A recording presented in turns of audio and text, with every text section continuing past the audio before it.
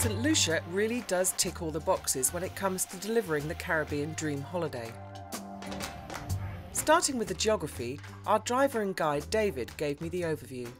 This is very small, only 27 miles long from north to south and 14 miles from east to west. The Caribbean Sea is on the west coast, and the Caribbean side would be more beaches and hotel areas. Right. And the east coast is very tropical Atlantic Ocean.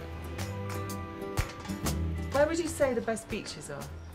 I would say to the north here, the Rodney Bay area and Pigeon Island. We also have the VG Beach close to Castries. It's where a lot of the local people come and spend a Sunday afternoon. We also have a beautiful beach in Marigot Bay, which is a bay within a bay, so the water is very calm and nice. We have also Anse Cochon, which is one of the snorkeling spots, very nice beach there also. When it comes to choosing where to stay, there are some really gorgeous properties here. My take on the hotels in St Lucia and where to choose for you: the Soufriere area for sheer escapism and romance, and nature right on your doorstep. The highlights could be Ladera, which is very small, very intimate, spectacular view right between the Pitons. There's Anse-Chastenay as well, and of course that now has its sister hotel, big sister should I say, Jade Mountain, which is pretty well the ultimate in luxury escapism.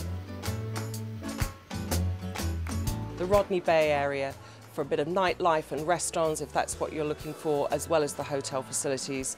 Here at Marigot Bay, I really like the fact that you've got the yacht sitting out there bobbing around. You've got access very close by to Castries. Of course, a lot of people prefer a villa holiday, and there's plenty of choice here in St Lucia. There are standalone villas and also a number of resorts with villas within them. I think that's a great option because you have all the services of the hotel but all the privacy of a villa. It's a good idea.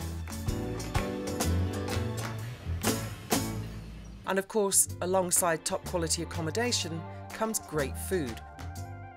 At the Tea Banan restaurant in Rodney Bay, I met up with rising star chef Richardson Skinner.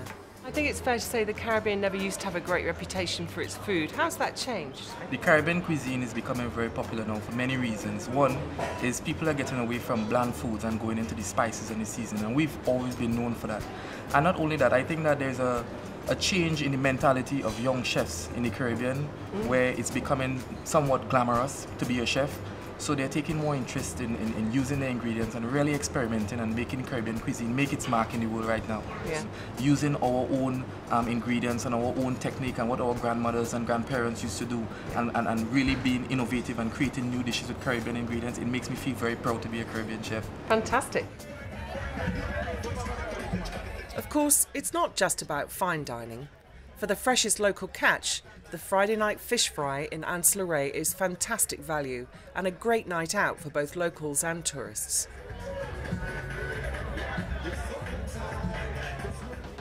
For local produce and spices, head to the Castries market, open daily but especially lively on a Saturday.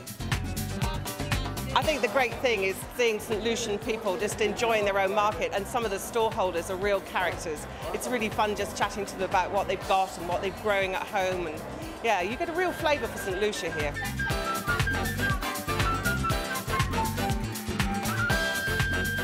Out and about on the island, there are plenty of things to see and do. This area here you are standing inside, it is the Caribbean's only driving volcano. You have actually driven through it from Soufriere coming into here. It's not a cone volcano, but a collapsed volcano, a caldera, 12 square kilometers. In the island's lush tropical interior, there are also lots of different options for soft adventure. There's great diving from the south coast, or how about taking a scenic helicopter flight? For something a little gentler, there are also lovely gardens and waterfalls, charming picturesque villages, and the St Lucia heritage tourism sites where you can learn more about the island's history and culture. This is Pigeon Island National Landmark. There's actually a wedding going on behind me. I'm not surprised. It's one of the most beautiful spots on St Lucia. But come May every year, the whole place comes alive with the National Jazz Festival. People come from all over the world for jazz here, but not least it fills up with St Lucians too. I can imagine the atmosphere is great. There's the ocean on both sides of us, these beautiful atmospheric buildings, and these beautiful views. It's really gorgeous.